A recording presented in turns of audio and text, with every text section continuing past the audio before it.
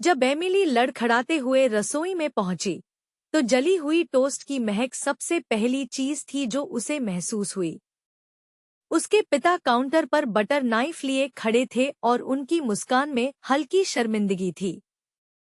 उन्होंने नरक की आग में भुने हुए जैसे दिखने वाले एक स्लाइस को ऊपर उठाते हुए कहा, मैं कसम खाता हूँ कि टोस्टर में यह सुनहरा भूरा दिख रहा था।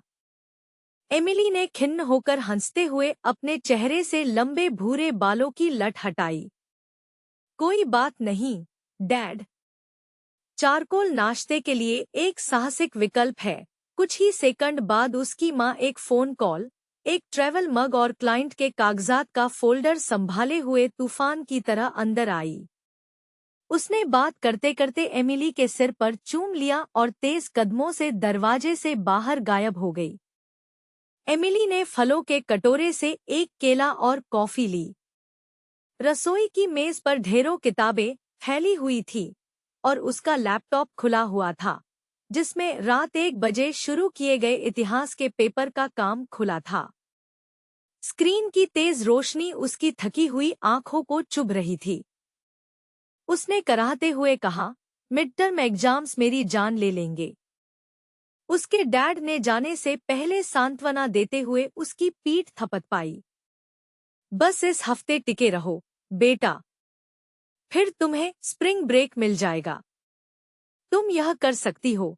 बाहर उपनगर के ऊपर छाए घने भूरे बादल उसके भारी और थके हुए मन जैसे ही लग रहे थे। स्कूल का दबाव लगातार बना हुआ था।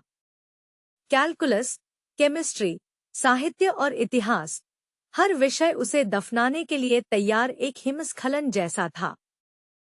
प्रोजेक्ट के साथियों ने कई दिनों से जवाब नहीं दिया था और इनलाइटनमेंट पर उसका पेपर केवल 8 घंटों में जमा होना था। एमिली कोई बहुत होनहार या लोकप्रिय लड़की नहीं थी, लेकिन वह कोशिश जरूर करती थी। इतने में ही उसका फोन बजा। कायला का मैसेज था कि वो अपना काम नहीं कर पाएगी और टाइसन ने लिखा कि उसे ही सब कुछ पूरा करना होगा। एमिली ने गहरी सांस छोड़ी और स्क्रीन बंद कर दी। वह तैयार होने के लिए ऊपर गई और अपनी पुरानी हुडी उतारकर नई हुडी और जीन्स पहन ली। आईने में वही थकी आंखों वाली आम लड़की दिखी। जब वह स्कूल की तरफ जा रही थी, उसका बैग बहुत भारी लग रहा था। तेज गुजरती कारों को देखते हुए उसे लगा कि हवा में एक अजीब सा दबाव था, जैसे किसी तूफान के आने से पहले होता है।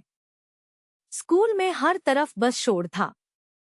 उसकी सबसे अच्छी दोस्त नटाली ने हॉल के उस पार से हाथ हिलाते हुए कहा, तुम बिल्कुल मरे हुए इंसान जैसी लग रही हो। एमिली ने बड़बड़ाते हुए जवाब दिया, धन्यवाद, मैं भी यही चाहती थी। क्लासेस खत्म होने का नाम नहीं ले रही थी। एमिली ने लेक्चर आधा ही सुना। तनाव के कारण कैलकुलस की क्लास में उसकी नाक से खून बहने लगा और बायोलॉजी में उसने अपने नोट्स पर भूल से कॉफी गिरा दी। नटाली ने उसे ढांढस बंधाया, लेकिन एमिली खुद नहीं जानती थी कि वह किस चीज के लिए यह सब सह रही है। जब एमिली लाइब्रेरी से बाहर निकली, तब तक बहुत देर हो चुकी थी। आसमान गहरा भूरा हो चुका था। ठंड की तेज हवा के बीच उसने अपने लैपटॉप का बैग कसकर पकड़ लिया और हुडी को ऊपर खींच लिया। सुनसान फुटपाथ पर केवल उसके कदमों की आहट और स्ट्रीट लाइट्स की धीमी आवाज थी। एक लाल बत्ती को तोड़ते हुए एक ट्रक बहुत तेजी से सड़क पर आया और उसकी हेडलाइट से आंखें चुंधिया गईं। एमिली पीछे घूमी, मगर तब तक बहुत देर हो चुकी थी। ब्रेक के फिसलने और हॉर्न की तेज आवाज के बीच एक पल के लिए जैसे सब कुछ थम गया। उसे चीखने का समय ही नहीं मिला। चारों तरफ खामोशी थी। दर्द से पहले उसने उस खामोशी को महसूस किया। फिर छाती में एक असहनीय दबाव उठा, मानो किसी ने उसके फेफड़े उल्टे कर दिए हों।